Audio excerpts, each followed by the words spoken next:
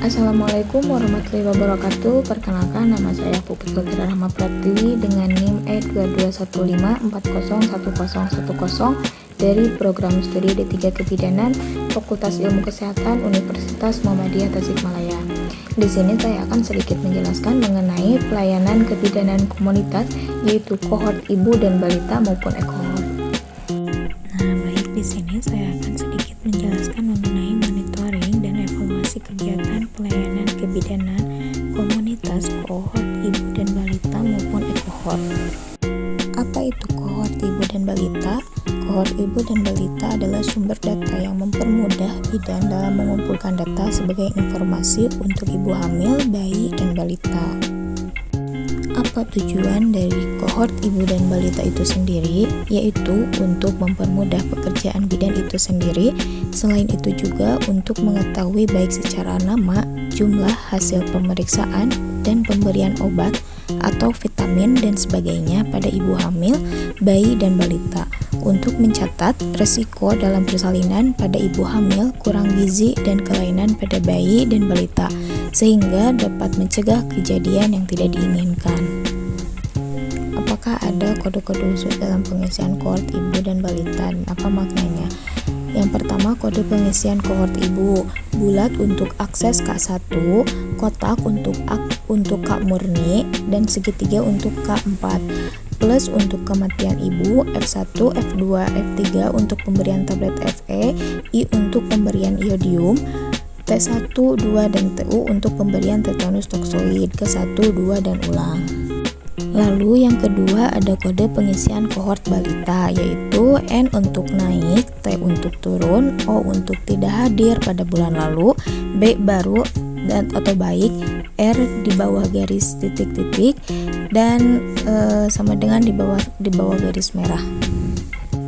Peran apa saja yang dilakukan bidan dalam pengisian register kohort ibu dan balita, yaitu menjalin kerjasama dengan perangkat desa, tokoh agama, dan masyarakat sekitar, memberikan sedikit pengetahuan kepada kader, melakukan pemeriksaan dan pengisian register kohort.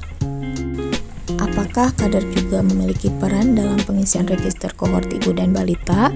Untuk pengisian kohort ibu hamil, kader tidak bertugas untuk melakukan pengisian. Tugas kader di sini hanya memberitahukan informasi tentang jumlah ibu yang sedang hamil dan sebagainya.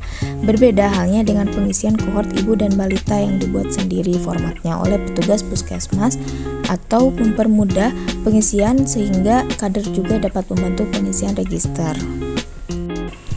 Apakah ada contoh mengenai kohort ibu dan balita itu sendiri?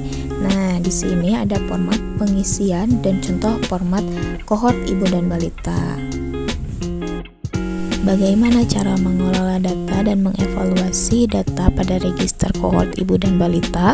Data dikelola berdasarkan hasil pemeriksaan, dicatat, dan nanti dilakukan rekapitulasi yang selanjutnya dilaporkan ke sektor kesehatan yang lebih tinggi. Setelah dievaluasi, ternyata menunjukkan hasil yang kurang baik.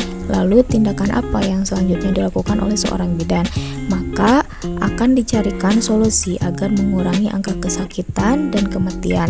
Misal, ditemukan faktor risiko pada ibu hamil karena sudah ditemukan sejak dini, maka akan mendapat tindakan yang lebih lanjut.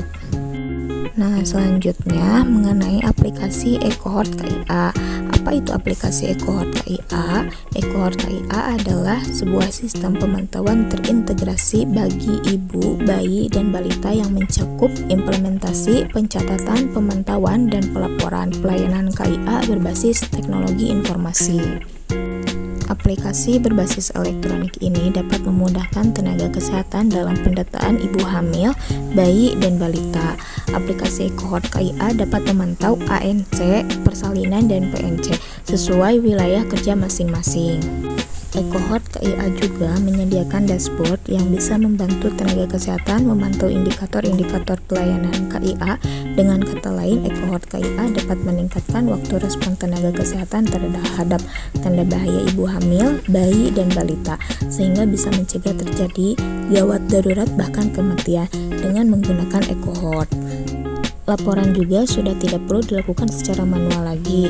Proses rekapitulasi data dan penyajian laporan juga lebih cepat karena dikerjakan otomatis oleh komputer. Nah, di sini ada gambar dashboard dari aplikasi eCohort itu sendiri. Bagaimana eCohort KIA bisa membantu?